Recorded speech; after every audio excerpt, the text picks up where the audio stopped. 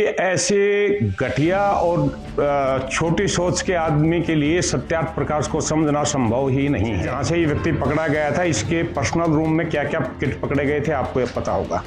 नहीं पता हो तो मैं दोहरा देता हूँ, प्रेगनेंसी टेस्टिंग के किट पकड़े गए थे। दोस्तों, ये हैं आर्य समाज के जयवीर ढांडा जी। ये अपने आप को हरियाणा शिक्षा विभाग के अधिकारी बताते हैं और मैं हरियाणा शिक्षा विभाग से ज्वाइंट डायरेक्टर रिटायर हूँ। लेकिन इनकी बातों से स्पष्ट समझ आता है कि ये सिर्फ और सिर्फ नफरतखोर हैं। अगर ये सच में अधिकारी होते और शिक्षा विभाग से, शिक्षा से कोई ताल्लुक रखते होते तो इनके अंदर तर्क आता थोड़ा सा, और तर्क के हिसाब से बात करते कि एक्चुअल में सच्चाई क्या थी, वो थोड़ा समझने का प्रयास करते। लेकिन इन्होंने अपनी इस वीडियो में पूरी नफरतखोरी जाहिर की है, अपनी अनपढ़ता जाहिर की है। इन्होंने संत रामपाल जी महाराज और आर्य समाज को लेकर कुछ बातें कही हैं, जिसमें संत रामपाल जी महाराज पर कटाक्ष करते हुए कुछ अपशब्दों का इस्तेमाल किया है। उन्हीं भ्रांतियों को दोहराने की कोशिश की है। उसका जवाब जानना जरूरी है, और किस प्रकार से अपनी मूर्खता का प्रदर्शन कर रहे हैं वो जानकर आपको हैरानी होगी। तो आजकल एक विवाद गहराया हुआ है आर्य समाज और रामपाल के समर्थकों के बीच में।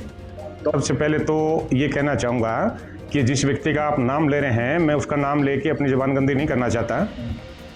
ऐसा व्यक्ति अगर स्वामी दयानंद जी सरस्वती के ऊपर कोई प्रश्न उठाता है तो ये बड़े शर्म की बात है देश के लिए। पहली बात तो दोस्तों आपको स्पष्ट कर दें कि संत रामपाल जी महाराज ने सिर्फ और सिर्फ सत्यार्थ प्रकाश के कुछ पॉइंटों पर टिप्पणी की थी कि ये पॉइंट समाज में अपनाने लायक नहीं है। महर्षि दयानंद जी सत्यार्थ प्रकाश में ये जो बातें कह रहे हैं, ये आज के समय में हम समाज में अपना नहीं सकते।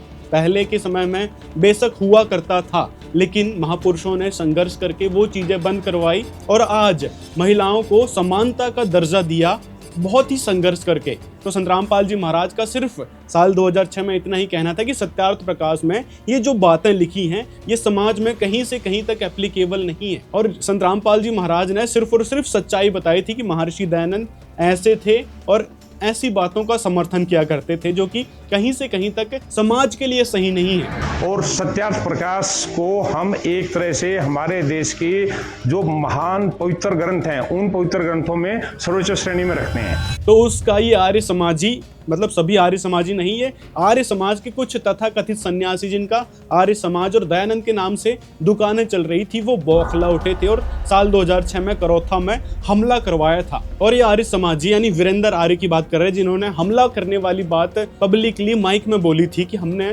करौथा आश्रम में, संत रामपाल जी महाराज के आश्रम में हमला करवाया था। जब रामपाल का हमला करने हम गए ना, मजाक नहीं, हमारी पूरी फौज पैदल निकले, हम कई व्हीकलों में, कई गाड़ियों में और दूर पहुंचे। तो क्या हमला करने वाले, मतलब एक संत के आश्रम में हमला करने वाले, शांति को भंग करने वाले देशभक्त हो सकते हैं क्या? अशांति फैलाना, चारों तरफ हुड़दंगबाजी करना, ये देशभक्ति में आता है क्या? एक शब्द है आर्य, जिसका आचरण श्रेष्ठ हो, जिसका व्यवहार श्रेष्ठ हो, जिसकी सोच श्रेष्ठ हो, जिसकी अपने राष्ट्र के प्रति भक्ति श्रेष्ठ हो, जो हर चीज में श्रेष्ठ है, वो आर्य है। और समाज का मतलब तो उन लोगों के आपस में संबंध, यानी कि श्रेष्ठ लोगों के जो आपसी संबंध है, उसका नाम समाज, आर्य समाज है। रामपाल का हमला करने हम गए ना, मजाक नहीं, हमारी पूरी फौज पैदल निकले, हम कई व्हीकलों में, कई गाड़ियों में और दूर पहुंचे। देश में शांति बनाए रखना संत रामपाल जी महाराज का मकसद था, ना कि आप लोगों का। तो असल में देशभक्त कौन हुए? संत रामपाल जी महाराज। और जो तुम रटना लगाते हो ना कि महर्षि दयानंद के कुछ फॉलो करने वाले लोगों ने राष्ट्र को, देश को आजादी दिलाई, इसलिए हम देशभक्त हुए, तो ऐसे देशभक्त नहीं हुआ जाता। 1857 की जब क्रांति हो रही थी, जब युद्ध लड़ा जा रहा था, उस समय आपके महर्षि दयानंद कहाँ थे, जरा वो भी बताते चलो। क्योंकि उनकी जीवनी से ये स्पष्ट होता है कि महर्षि दयानंद तो उस समय जंगल में चले गए थे, और उनके जो थोड़ी बहुत लोग रहे होंगे जो कुछ बातों को सुनकर उनका अनुसरण करते रहे होंगे, उन्होंने उस देश की आज़ादी में भाग लिया था। तो ये अपने आप में ढिंडोरा पीटने लगते हैं कि देखो वो लोग हैं, ये लोग हैं जिन्होंने देश की आज़ादी में सहयोग दिया, और वो दयानंद सरस्वती की विचारधारा से प्रभावित हुआ करते थे। तो महर्षि दयानंद 1857 की क्रांति में क्यों नहीं सामने आए? कहीं कोई उनका जिक्र नहीं मिलता। कहा जाता था कि वो तो जंगल में चले गए थे। खैर, जो भी है, ये सब तो छोड़ो, आप लोगों ने देश के लिए क्या किया, जरा वो बताओ। चारों तरफ पानी भरा था, त्राहिमाम मच रहा था और किसान चीख रहे थे, बिलख रहे थे। तब आप लोगों ने क्या किया? आप लोगों की संस्था ने क्या किया? किसी को कोई मोटर पाइप दी या किसी प्रकार से मदद की या बिजली के कुछ तार ही दे देते? नहीं, आप लोगों ने कुछ भी नहीं किया। सिर्फ और सिर्फ अपने ढोंग और ढकोसले में लगे थे कि आर्य समाज तो ये है, वो है, देशभक्त है, आर्य समाज ने ये किया, आर्य समाज के इतने लोग हैं। मतलब कुछ करके भी तो दिखाओ, तभी तो देशभक्त बनोगे। या अपने आप में सर्टिफिकेट देने लगे कि हम देशभक्त हैं। और जयवीर ढांडा जी ने क्या किया देश के लिए, या बताओ आर्य वीरेंद्र आर्य ने क्या किया देश के लिए, वो भी बताते चलो। संत रामपाल जी महाराज ने तो उन डूबते किसानों को बचाया है।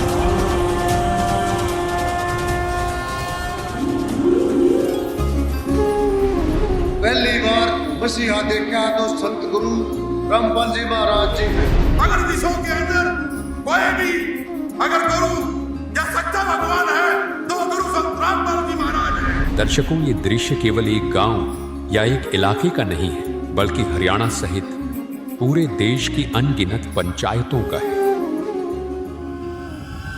जब संत रामपाल जी महाराज का किसान मजदूर बचाओ अभियान चल रहा था फेज 1, उसमें 400 प्लस गांव में राहत सामग्री का काफिला पहुंचा है और आज उनकी फसल हुई है, कई गुना अच्छी फसल हुई है। ये बात संत रामपाल जी महाराज से मिलकर उन किसानों ने, उन गांव वालों ने बताया है। अब आप बताओ कि क्या कभी वो किसान आपके पास आए कि हाँ आपने कोई ऐसा काम किया हो, आपको धन्यवाद करने आ रहे हो। आज पूरा हरियाणा जानता है कि संत रामपाल जी महाराज ने किस लेवल की हरियाणा में सेवा की है, किस प्रकार से हरियाणा के किसानों को बचाने का काम किया है। किसान तो छोड़ो, बड़े बड़े प्रधान, विधायक और बड़े बड़े मंत्री तक संत रामपाल जी महाराज से मिलने के लिए आ रहे हैं। अगर फेज 1 में जब बाढ़ आई थी तब आर्य समाज ने कोई सहयोग नहीं किया तो अब तो कर सकते हो। अभी संत रामपाल जी महाराज को फेज 2 इस किसान मजदूर बचाओ अभियान का फेज 2 शुरू करना पड़ा। क्यों?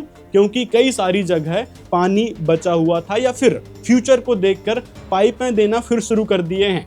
तो आप लोगों के पास किसान क्यों नहीं आए? क्योंकि आप लोगों की सच्चाई जनता को, किसानों को, मजदूरों को, ग्राम वासियों को, हरियाणा वासियों को पता है कि आप लोग कभी किसी की मदद नहीं करना चाहते, सिर्फ और सिर्फ अपने ढकोसलेबाजी में बिजी रहते हो और इस प्रकार के झूठे एलिगेशंस और नफरत फैलाने में बिजी होते हो, ना कि किसी की मदद करने में। अगर मदद ही करनी थी तो अभी गांव-गांव में जाके पूछते कि भाई आपको किसी चीज की कमी तो नहीं है, आर्य समाज आपकी मदद करेगा। आपके धीरणवास में पानी भरा हुआ था चारों तरफ, वहां तक आपने मदद नहीं की जहां आपका गुरुकुल था। लाडोत में कौन सी मदद कर दी? लाडोत में भी गुरुकुल है, लाडोत के आसपास गाँव में पानी भरा हुआ था, वहां भी मोटर पाइप या कुछ तो सामग्री देते ताकि लोग कहते भाई आर्य समाज ने मदद की है। संत रामपाल जी महाराज की आज खुलकर लोग तारीफ कर रहे हैं कि संत रामपाल जी महाराज भगवान बनकर आए हैं। यहाँ तक कि किसान नेता तक संत रामपाल जी महाराज को सम्मानित कर रहे हैं, उनका आशीर्वाद लेने के लिए जा रहे हैं।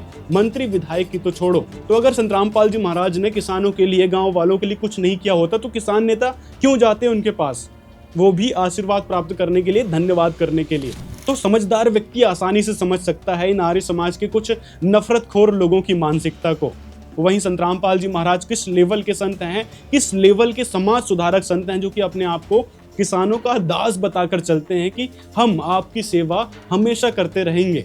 और वहाँ भी सब खोला भंडारा कर रखा था कि यार कपड़े चाहिए, खाना चाहिए, पीना चाहिए, कोई जमानती चाहिए। हमने तो जरा था उड़े अपना दिल खोल कर रखा, भगवान साथ है। तो इस लेवल की सेवा कभी आपके आर्य समाज ने किया हो तो बताओ, हिस्ट्री खोलो, निकालो क्या सेवा करी है आर्य समाज ने किसान मजदूरों के लिए, जो किसान मजदूर को भड़काने के लिए हमेशा तैयार रहते हैं। शायद उस व्यक्ति को जिसकी आप बात कर रहे हैं, तो आपको ये भी याद होगा, मैं किसी के ऊपर व्यक्तिगत आक्षेप कम करता हूं, लेकिन बरवाड़ा से जहां से ये व्यक्ति पकड़ा गया था, इसके पर्सनल रूम में क्या क्या किट पकड़े गए थे आपको पता होगा। नहीं पता हो तो मैं दोहरा देता हूं, प्रेगनेंसी टेस्टिंग के किट पकड़े गए थे। ऐसा व्यक्ति देश के सबसे बड़े संत और सबसे बड़े समाज सुधारक के ऊपर प्रश्न उठाता है और उसको लोग चुपचाप सहन कर रहे हैं। पहली बात तो दयानंद सरस्वती देश के समाज सुधारक हैं भी कि नहीं, संत रामपाल जी महाराज ने स्पष्ट कर दिया है सत्यानाश प्रकाश से।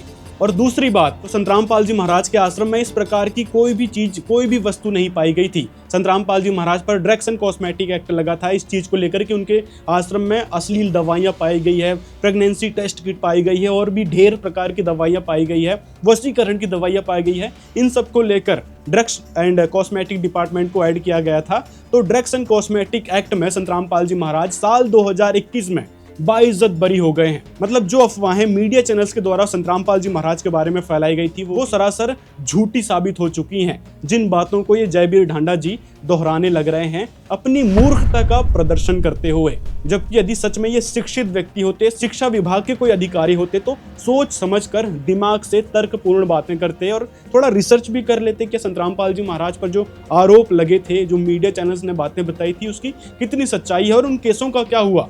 सभी केसों में संतरामपाल जी महाराज लगातार बाइज्जत बरी होते आ रहे हैं। साल 2006 वाले केस में, जो करौथा कांड वाला केस था, उसमें भी संतरामपाल जी महाराज साल 2022 में बाइज्जत बरी हुए। बंधक बनाने वाले केस से बाइज्जत बरी हो गए और कॉस्मेटिक एक्ट वाले से तो हुए और भी ढेर सारे जो आरोप, जमीन की धोखाधड़ी वाला आरोप था, उससे भी संतरामपाल जी महाराज बाइज्जत बरी हो गए। तो ऐसे ढेर सारे आरोप जो इन नफरतखोरों ने लगाए थे, सभी में संतरामपाल जी महाराज लगातार बाइज्जत बरी होते आ रहे हैं। तो जनता आसानी से समझ सकती है कि किस प्रकार सत्य को दबाने की, उस तत्वज्ञान को दबाने की कोशिश की गई और वह तत्वज्ञान हमेशा उभर के आता रहा और आज बुलंदियों को छू रहा है। करोड़ों लोग इस तत्वज्ञान का अनुसरण कर रहे हैं, संतरामपाल जी महाराज से जुड़कर उस यथार्थ ज्ञान को अपना रहे हैं। जो आर्य सन्यासी हैं वो अपने आप में अकेले नहीं है, इस देश में कई करोड़ लोगों का प्रतिनिधित्व करते हैं। इनके आंचल में, इनके चरणों में इस देश के कई करोड़ आर्य समाजी बैठे हैं। कई करोड़ लोगों का प्रतिनिधित्व करते हैं तो सहयोग भी कर दिया करो। जब वो कई करोड़ लोग मुसीबत में आते हैं तब आप लोग मुंह छुपा के बिल में दुबक जाते हो। मतलब सहयोग करना कभी आपने सीखा ही नहीं है। और जो सहयोग कर रहे हैं संतरामपाल जी महाराज, उनकी आप बुराई करते रहते हैं और लोगों को उनके खिलाफ भड़काते रहते हो। जैसे साल 2006 में भड़काने की कोशिश की थी, उस समय तो चलो आप लोगों की बातें उन्होंने स्वीकार कर ली और संतरामपाल जी महाराज से ईर्ष्या करने लगे। लेकिन अब जनता एजुकेटेड हो चुकी है। उस समय तो शिक्षा का प्रारंभिक दौर था और अब सभी लोग एजुकेटेड हो चुके हैं और हर एक बात की तह तक जाते हैं। जो बकवास आप लोग कर रहे हो, जो इल्जाम आप लोग लगा रहे हो, उसकी सच्चाई जनता जान चुकी है कि संतरामपाल जी महाराज आखिर किस लेवल के संत हैं और क्या क्या उन्होंने समाज के लिए किया। दहेज और नशा जैसी कुरीति, यहाँ तक कि छुआछूत तक संतरामपाल जी महाराज ने ही इस समाज से दूर किया है। नशे के कारण जो घर परिवार उजड़ जाते थे, उनको बसाने का काम किया है। दहेज के कारण जिन बेटियों को दुखी किया जाता था ससुराल में, उनको सुखी करने का काम किया है। और माँ बाप तो सुखी होंगे ही, जब कर्जा लेकर दहेज देकर शादी करते हैं और फिर उस कर्जे को पूरा जीवन भरते रहते हैं, तो उस लड़की के माँ बाप और उनके घर वालों पर क्या बीतती होगी वो आसानी से जनता समझ सकती है। तो उस गंभीर दुख का निवारण केवल और केवल संतरामपाल जी महाराज ने दिया है दहेज मुक्त भारत अभियान के तहत। दहेज मुक्त शादी करवाकर अपने तत्वज्ञान के जरिए लोगों में छुआछूत और जाति पाति जैसी गलत अवधारणा का सफाया कर चुके हैं। मतलब संतरामपाल जी महाराज का कोई भी भक्त जाति पाति या छुआछूत को नहीं मानता। ये बहुत बड़ी बात होती है जो आज समाज में इस प्रकार की लड़ाई दंगा देखने को मिलता है और जाति पाति में लोग बढ़ चुके हैं। लगातार छुआछूत देखने को मिलती है। अब तो हिंदू मुस्लिम के नाम से लोग लड़ने लगते हैं, लेकिन संतरामपाल जी महाराज ने सभी को एकजुट करने का काम किया है। और आप लोगों ने समाज के लिए क्या किया, जरा वो भी बताते चलो, या फिर सिर्फ और सिर्फ देशभक्त का रट्टा लगाना है। और जो सत्यार्थ प्रकाश की बात करिए तो संतरामपाल जी महाराज ने सत्यार्थ प्रकाश की पूरी सच्चाई जनता के समक्ष रख दी है। और आप ध्यान से पढ़ोगे ना, शिक्षा विभाग के अधिकारी अपने आप को बताते हो, आप रिटायर वैसे हो चुके हो, लेकिन आप अगर ध्यान से उसको पढ़ते तो समझ में आता कि ये सत्यार्थ प्रकाश नहीं, समाज के लिए सत्यानाश प्रकाश है। क्योंकि उसमें ऐसी ऐसी बातें लिखी हैं। यहाँ पर देखिए क्या है, देवर भाभी के संबंधों के विषय में बताया गया है। अगर पति कमाने के लिए विदेश गया है तो पत्नी किसी अन्य पुरुष से संबंध बनाकर बच्चा उत्पन्न कर ले, और बच्चा किसका होगा, वो जो विदेश गया हुआ पति है ना, उसका बच्चा होगा। यदि किसी स्त्री का पति मारता पीटता हो, दुख देता हो, तो वो क्या करे, उस पति से अपना मिलन नहीं करे, वो किसी अन्य पुरुष के पास जाकर गर्भ धारण करवाया हुआ है। और वो जो बच्चे होंगे वो उस विवाहित पति जो वर्तमान जीवित है उसके ही दाएं भागी होंगे। और वो आपको ये पहले पढ़ ही लिया कि उसी का गोत्र होगा, उसी के पुत्र माने जाएंगे। और उसकी छाती पर रखे उस दूसरे गैर पुरुष से गर्भ धारण करके जो संतान उत्पन्न करे वो उसी घर में रहे जो विवाहित पति वाले में, लेकिन उससे अपना शारीरिक संबंध ना रखे। महर्षि जी का ये कलम तोड़ समाज सुधार और कुल उद्धार का विवाह का समय और विधि बताई है। अब अपनी आंखों से पढ़िए, ये वही सत्यार्थ प्रकाश। और यहाँ देखिएगा 174 समोल्लास, और यहाँ देखिएगा प्रश्न नंबर 102 पर यहाँ पूछा, विवाहित स्त्री जो विवाहित पति धर्म के अर्थ परदेश गया हो तो 8 वर्ष विद्या के लिए और कीर्ति के लिए गया हो तो 6 और धन आदि यानी रोजगार के लिए गया हो, कमाने के लिए गया हो तो 3 वर्ष तक बाट देख के पश्चात यानी बाद में नियोग करके संतानों उत्पत्ति कर ले। जब विवाहित पति आवे तो नियुक्त पति छूट जावे। अच्छा आगे देखो, वैसे ही जो पुरुष अत्यंत दुखदायक हो तो तुरंत छोड़कर दूसरे से नियोग से संतानों उत्पत्ति करके उसी विवाहित पति के दाएं भागी संतान कर लेवे इत्यादि प्रमाण और युक्तियों से स्वयंवर विवाह और नियोग से अपने अपने कुल की उन्नति करे। जैसे औरस अर्थात विवाहित पति से उत्पन्न हुआ पुत्र पिता के पदार्थों का स्वामी होता है, वैसे ही अक्षेत्रज यानी उस अर्थात नियोग से उत्पन्न हुए पुत्र भी मृत पति के दाएं भागी होते हैं। मतलब अगर जयवीर ढांडा जी कहीं चले गए कमाने के लिए, मुंबई चले गए, दिल्ली चले गए, बेंगलुरु चले गए और उनकी पत्नी घर में रहकर किसी पुरुष से संबंध बनाकर बच्चा पैदा कर ले और कहे कि यह बच्चा जयवीर ढांडा जी का है, तो क्या ढांडा जी इस बात को एक्सेप्ट करेंगे? ये महर्षि दयानंद के सत्यार्थ प्रकाश में इस बात का जिक्र आता है। यहाँ तक कि 11 पुरुषों से संबंध बनाने के विषय में भी लिखा हुआ है सत्यार्थ प्रकाश में, और विधवा स्त्री से संबंध बनाने के विषय में भी लिखा है।